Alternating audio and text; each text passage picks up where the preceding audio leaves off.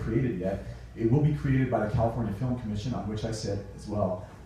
But the formula will be largely dependent on the number of jobs that a production creates here in Southern California. Or I'm sorry, there's my Southern, in the state of California. And by the way, I spent the last 2 years telling my Northern California compatriots that this was good for the whole state, and then I make a phone call like that. But it's largely, I mean, bottom line is how many jobs and the total spend, the total number of shooting days in California, all that will factor into whether you get a credit. And the idea is that this will really attract the big productions and the ones that really have the most bang for the buck for California taxpayers. Thank you. David, I was going to ask you with Wind Dancer in the last, it was really 5 or 6 years. I'm sure Jennifer's experienced. I have. I guess I didn't really. I'm an independent, mostly an independent film producer. I guess they want me to speak on the mic. So I'm a producer as well, and have I've actually taken advantage of these tax credits in various states, from New York to Connecticut, which actually is currently sunsetting or sunset. Looking at Mississippi, Alabama, certainly Georgia is taking up a lot of productions are shooting there. So with Wind Dancer, and I guess what have you seen in the last 4 or 5 years in terms of the projects you consider, the budgets you're looking at, and then where you're looking to shoot these films as well? We've done. Hello. You're good. You're good. Is my coming out? Yep. Oh, okay. We've done 8 films starting in 2000. Only one of them was done in California, and that was What Women Want. Only part of that was done in California because there was studio work to do on that. The other ones, we went where the tax credits were, and where the tax credits were accessible and going to give us the best advantage, including Romania, where we did our last one. And this is really important to the independent film market because even now we're doing a television show, which is an animated feature for PBS, and we're able to save close to $1.5 million by doing our animation in Canada.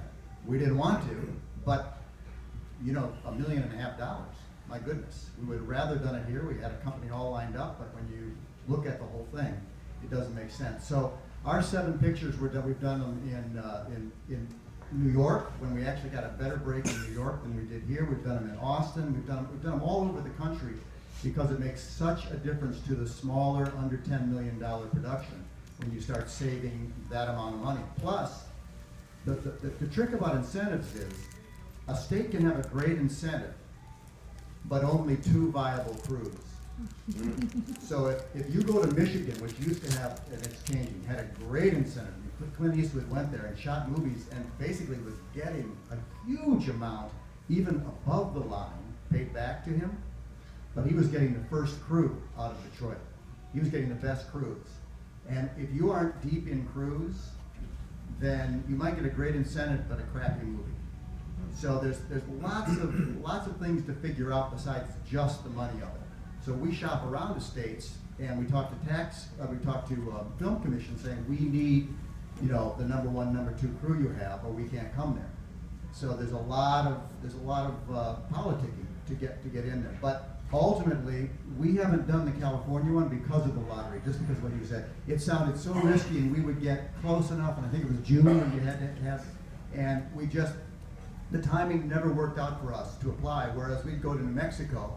We did a film in New Mexico, and basically it was year-round, and we could apply at any point, as long as there were funds left, and they were pretty deep in crews when we did that. So there's a lot of things besides just the incentive that's important. Do you feel the appetite for them? Do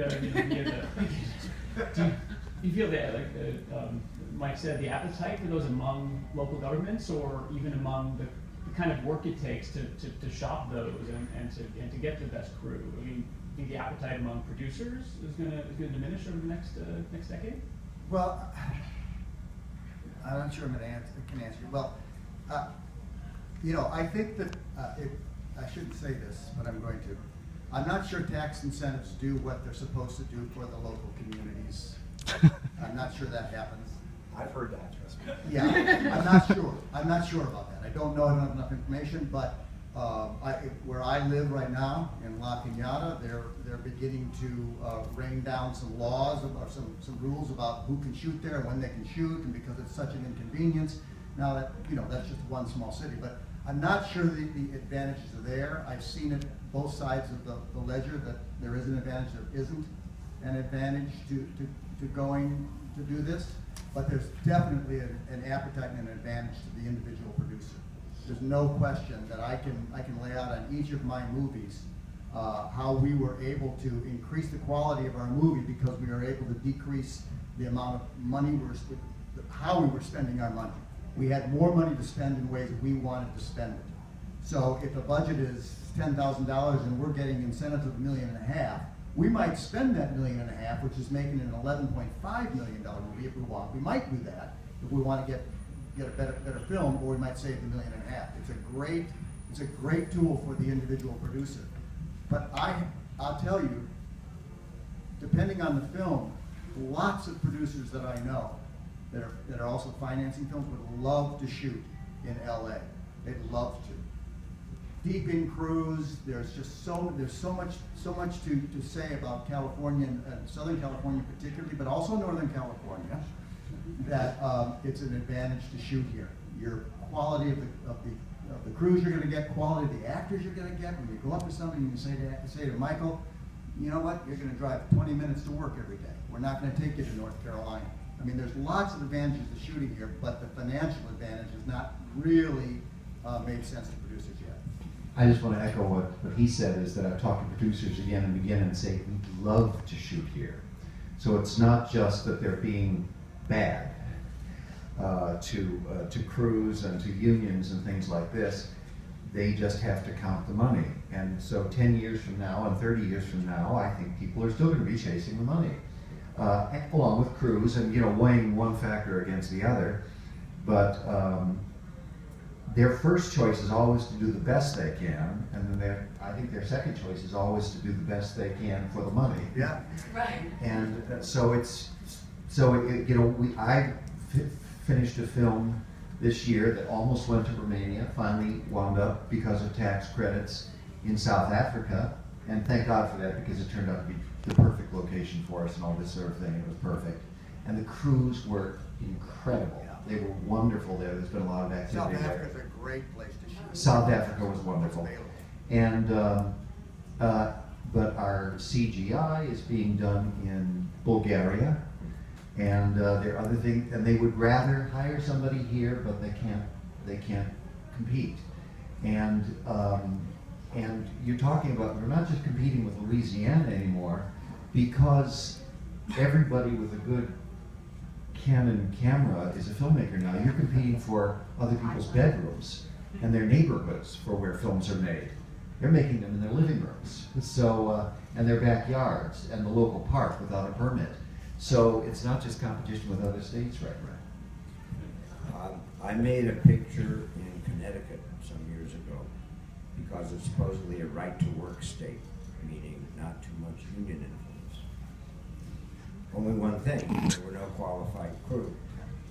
So we had to hire from Massachusetts and New York, which are highly unionized. And our transportation captain was a Teamster named Big Jim, who looked like Santa Claus. Came up, he was earning $70 an hour for a 7-hour day. There's no film day that's 7 hours. So the next 2 hours were $105 an hour, and the next hour was $140 an hour. So he was earning $1,000 a day driving trucks. And that was killing us. And I went to the union head, the Teamster head, and I found out his drink of choice. I brought him a case of it, and I said, "Sir, I just want you to know you're killing us." Anyway, one thing led to another, and he finally agreed to let me have just the one driver. Normally, in an LA shoot, you'd have 2 drivers for every one, and you have a dozen trucks, so that's 24 drivers. Anyway, he let me have this one driver because I gave him a case of it. And I went over to Big Jim and I said, "Big Jim, how do you feel knowing that you are earning twice what I, the producer, am earning?" And he said, "Well, boss, I don't feel good about it." He was a wonderful guy, really kind man, and very competent. He said, "But please understand, this is the only picture I will make all year." you can go back to LA and make 2 or 3 other movies in a year. And I said, well, then why the heck don't you move? And he said, because I like the air. So I guess I'm at the point now, and Mike, I have infinite respect for what you're doing, and I cannot imagine the forces that you are combating. But can we talk a moment about the federal? We're the only major country in the world that doesn't have federal support for movies. And I, as a maker, have not always been troubled by that. In other words, that keeps their hand out of content. Absolutely. Whereas in Scandinavia, you make a picture, and if you're in the, quote, Ingmar Bergman crowd, quote, you can get funding. If not, forget it. So when we had the closest thing to a fascist dictator that we've had as president, Richard Nixon, at the only time I have ever been visited by the FBI was during Nixon's days. And he had heard that I had a film collection. And he sent feds to the door to harass me. And I said, my God, what are we coming to where people care more about the few rolls of film? Anyway, Mike, would you comment, or anybody else, on, do you foresee the federal interacting with tax revenue? Sure, and I'll preface my comments by saying I'm sure there's many other topics besides taxes that people want to talk about today, but I'll do my best to try to answer some of the things and comment and close the loop on that. So first of all, federal intervention. My concerns with an actual federal film tax credit are exactly what was just expressed. I think that hits the nail exactly on the head. You really start to have this politicization of content if you have too heavy of a governmental hand involved. And if you imagine where we now have this national sort of film board or something, it would just be a little too weird.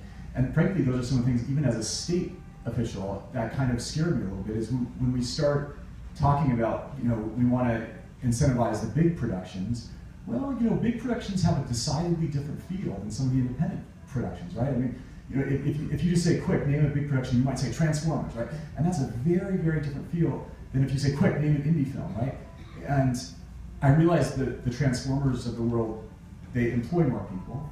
I realize that, but is the state then sort of picking what we as a culture produce? And that's a tough question. It's one that we wrestle with. And then when you talk about the, and I think Michael, you mentioned this, and I know that you mentioned this as well, which is what I just call the realities of globalization. You go back 50 years ago, Sunset Boulevard, right? Sunset Boulevard, you had the talent here, you had the film was set here, and you had the crews here. And so everything had to be done here. There was no alternative. But you go now where you've got, it's you can call the Amazon.com effect on film, right? You now could have, that studio, that CGI studio in Bulgaria, offering to work for 1/10 of what a studio in Burbank charges, to the point where they will drive that studio out of business. Actually, it's not the Amazon effect, it's the Home Depot effect. Home Depot would go into a community, they would undercut the local mom and pop hardware store that everybody loved to shop at, where you go there and the guy would greet you with a smile and say, are you back for roofing nails because this is the project that I know that you're working on? And do you need a hand, and let me give you the proper gauge, right? And now it's Home Depot, and there's nothing wrong with Home Depot, but it's a different feel, right? It's different than that neighborhood hardware store. And that's what I see. I mean, this is about the future of the film industry. That's what I see happening. You're gonna see that shop in Bulgaria will do CGI for 1/10 of what it costs in Burbank, putting all the small Burbank guys out of business.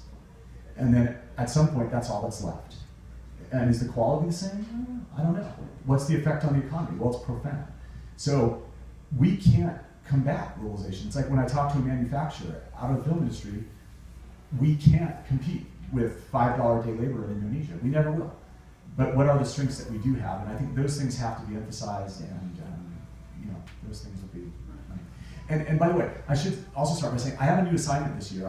Last year in the legislature, I was chair of appropriations, which is the fiscal committee. We were the people who have the purse strings. It was very appropriate for me to carry the film tax credit. This year, I'm chair of a new committee on privacy and consumer protection, and it really has become a de facto electronic committee. Anything that affects the internet or has to do with electronics. So, like the Sony hack, for example, is fresh on our minds. But some of the things that we talked about, which is the proliferation of filmmakers, filming with something